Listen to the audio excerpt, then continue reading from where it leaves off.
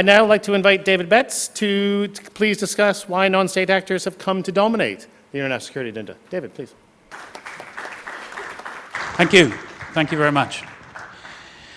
Right, so why have non-state actors come to dominate the agenda of contemporary security affairs? Well, I think I wouldn't describe myself as a historian, but I am very much historically inclined as a contemporary, in the way I try to interpret contemporary events. And I think it's worth, in this case, taking a bit of a long view before we get into the details. Because it's important to remind ourselves that the era of the dominance of state powers in warfare is actually rather short in historical terms. It's much shorter than people tend to think.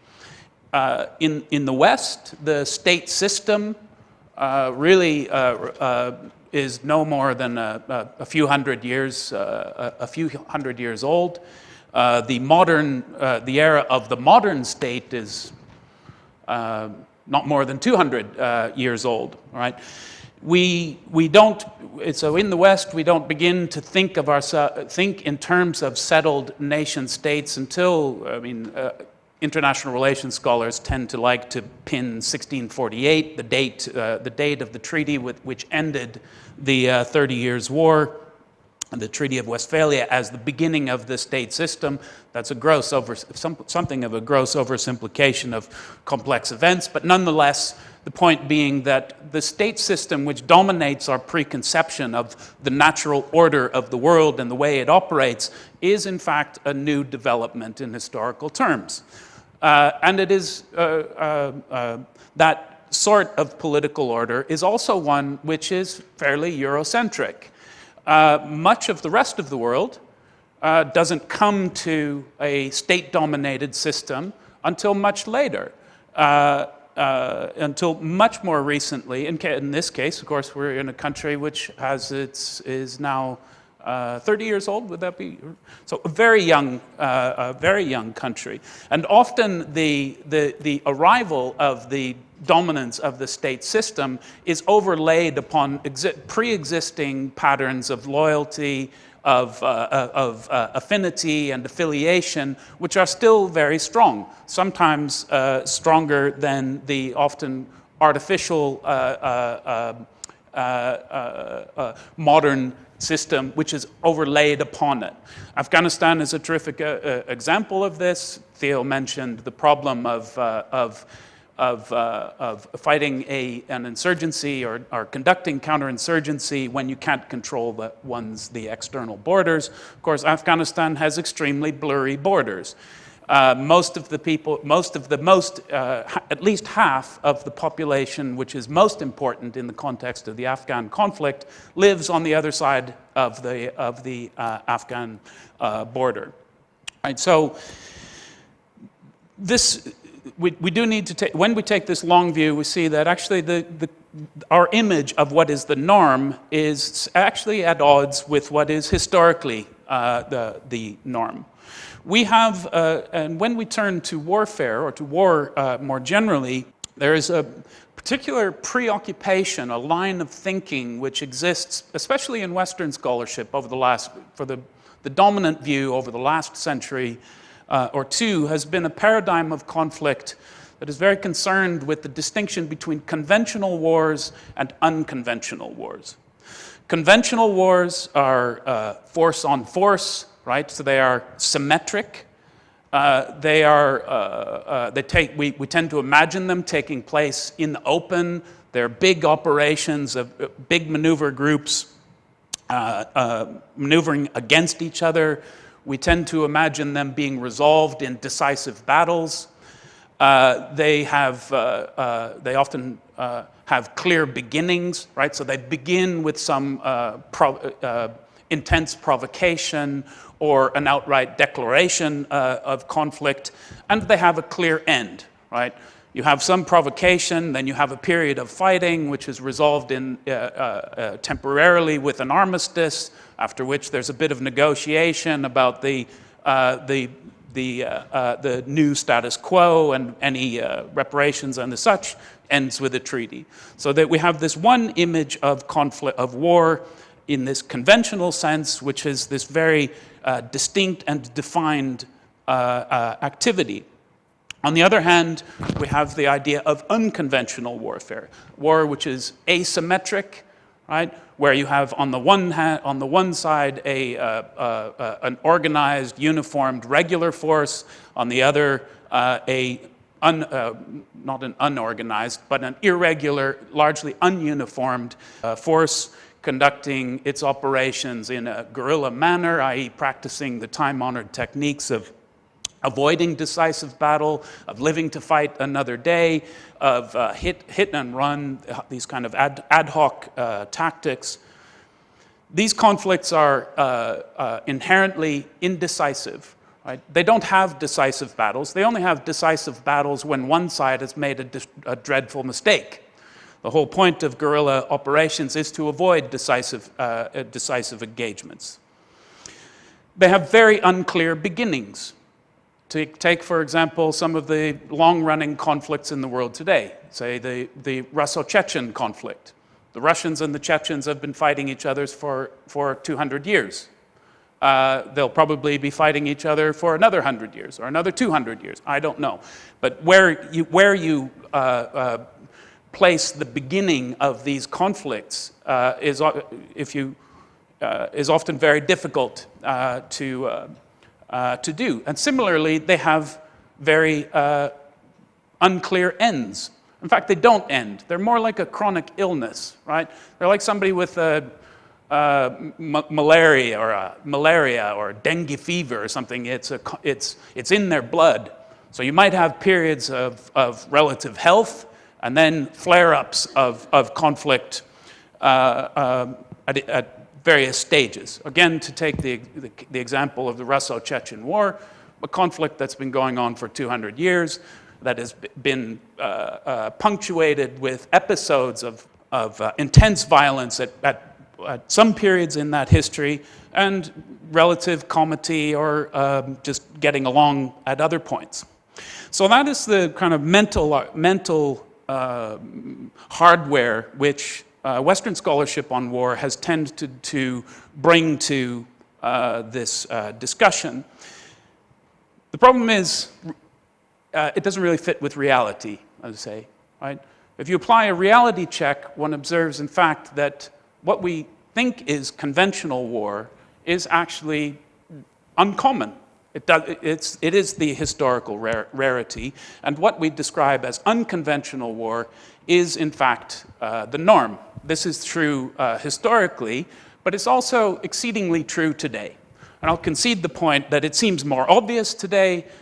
Clearly, it's all over the newspapers and has been since September 11th, 2001. So it's perhaps more obvious to us today, but it's worth realizing that, in fact, this is not a new thing. Now, turning to today, what is driving this elevation of the concern about non-state actors? There are a number of things, but in the interest of time, I'm just going to focus on one aspect of this, which is technological change, specifically of information communications technology and transportation technology, which I think one needs to take together. Sometimes we think too much just about information technology and not about transport, and we need to recognize these are interlinked. Communications technology. Again, taking the broad view of history, there are relatively few big developments in communications. We invent print, we invent, or the ability for one to communicate with many. We invent radio and television, which tends to be explained as the mass communications era, but actually it's print that is mass communications. The importance of radio and television is that it can convey messages with strong emotional resonance, right? Pictures, music, and the like are very effective propagandic vehicles because of the way they resonate with audiences. So one can speak to many. And in our own day, we have the invention of the web and the interconnectivity that comes with constant online mobile communications, which produces a situation where many people can communicate with many others effectively, globally, and extremely cheaply. This has a very large effect upon warfare, which I'll explain. But before I get to that, I want to talk about transport technology, which again, taking the broad view of history, you have a relatively small number of key developments, right? So you go from essentially from sail to steam to rail and to air. Taken together, right? We have if you add these together, you can call it, whether you call it globalization, which has been a very popular buzzword for a generation now. Essentially, I think what you get is with these coming together, you get a massive acceleration of transactional flows of three things. You get flows of people, right? So migration, global migration, which has the effect then of creating diaspora communities all over the world, which are still connected to their homelands through global communications networks.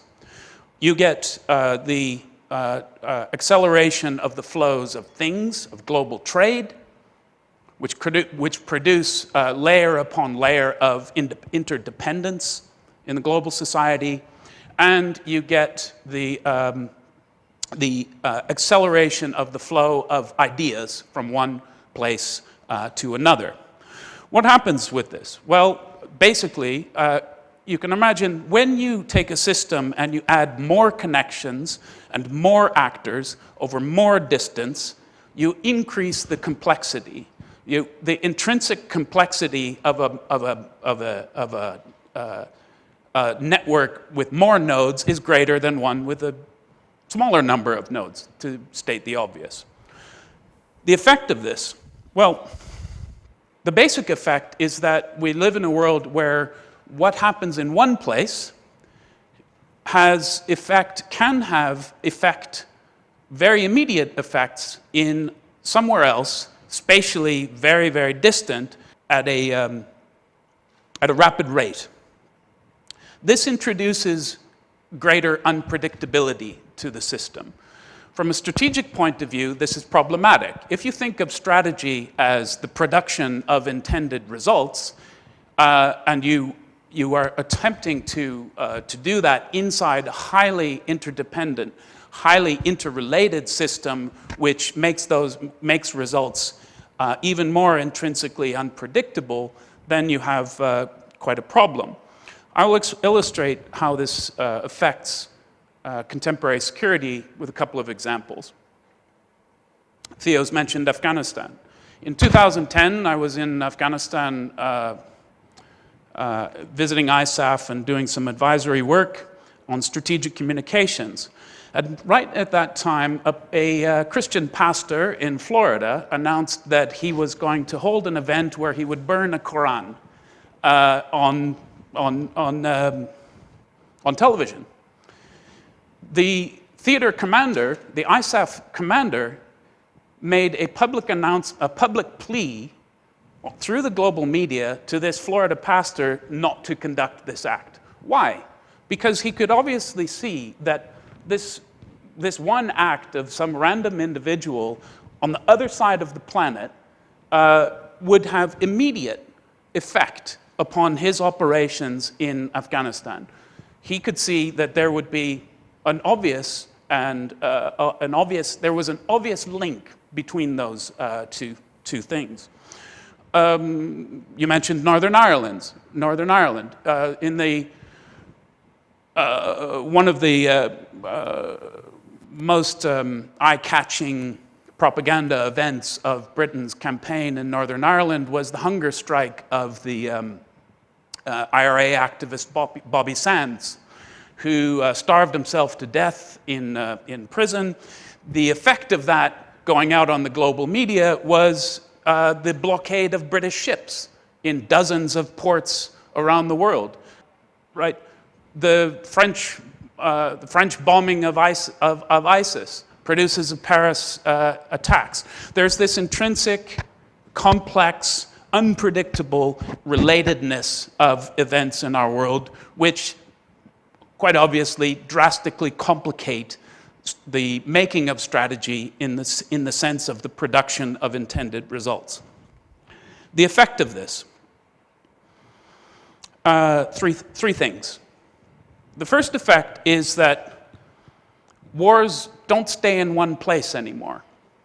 It used to be that you could conceive of campaigns which would be physically isolated. You could try to fight an insurgency to control the to control the borders and to keep all the external players out. This was very difficult in the 19th century. It's massively more difficult in the 21st century. Wars spread out. They spread out along those same network flows of globalization of which I was speaking earlier, through people and things and ideas. Wars are also fought by more actors. Subject of this conference. We wouldn't be having this discussion if it wasn't fairly self-evident to everyone in the room that we have a problem where the state monopoly of violence is undermined. It seems to underplay the problem. We have a proliferation of actors. So there are state actors fighting alongside quasi-state actors, fighting alongside non-state actors, and even individuals. Of course, so today, over the last few days, we've all been speaking of Paris and the tragic events which took place there.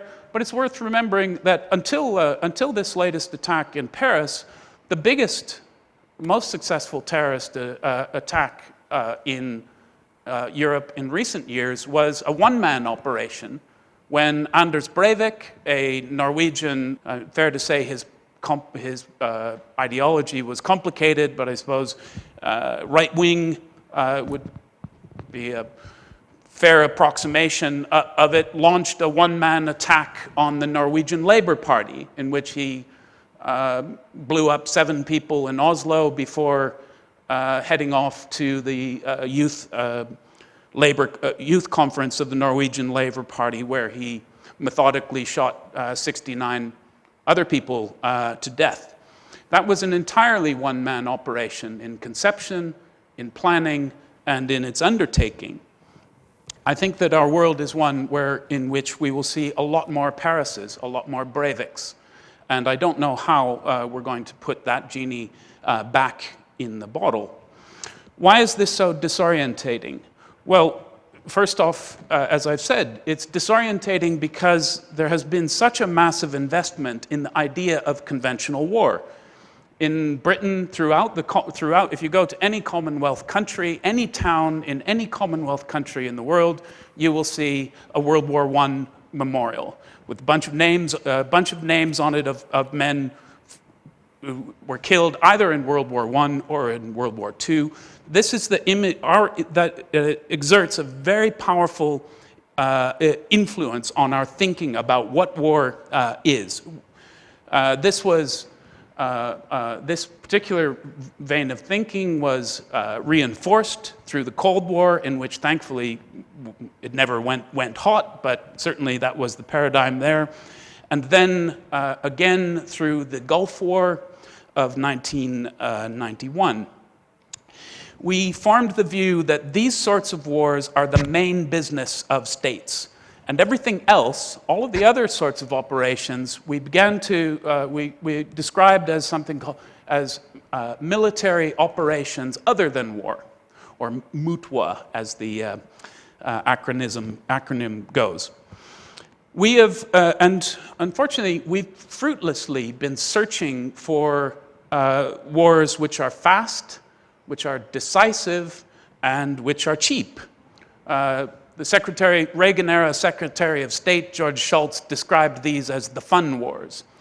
So we've been looking for the fun wars now for 2-3 generations. Unfortunately, what we've found are not fast, decisive, and cheap wars. We've found instead protracted, thankless, and invertebrate wars. This being the main business, unfortunately. I should come to a conclusion, probably. Yes? Okay. Sorry. This is the subject of my most recent book, Carnage and Connectivity. Everybody should go and buy that. All right, so I'll make three final points. Wars today are fought from the Western point of view. Part of the problem here is that the wars we've been fighting for the last generation are more often than not fought as props in domestic politics. We don't actually have a tremendous stake in the outcome of these campaigns, right? We're fighting them because politicians perceive that their own domestic audiences feel that something must be done about some tragic event in the world. So there's not a great deal of passion invested in these wars. That's the first problem. Sometimes these wars now are described as post-heroic. Second, we imagine our wars as occurring safely over there, right? Britain, for example, has an image of its need for military power, which is very tightly tied to the idea of it as fighting expeditionary wars, which is no longer the case, as I've said. And we also imagine our wars as ones where we're fighting against enemies who can be shocked into compliance by conventional maneuver. The reality is, unfortunately, we are up against foes who who are in every material sense deficient and weak, or weaker at any rate, but they make up for that with superior passion. They are able to, they may have limited means, but they know what they're fighting for, and they believe in it. This is a problem. If your society doesn't believe in the utility of force anymore, you're going to have a problem in conducting your wars, in bringing them to successful resolution on terms that you wish. The second, well, our battlefield is as much as at home as it is abroad. In fact, I would say it's more at home than it is abroad. And we're fighting foes who enjoy the natural advantage, they are advantageous characteristics of a networked enterprise. So they're scalable, they're flexible, they're resilient, and these things make it very difficult to defeat with the kinetic blows of a conventional military campaign. How to defeat them? Well, you can ask me later. But that's as I see it, the world we're in, the particular problem we face, and those are the elements of the character of that problem. Okay, I think that's all.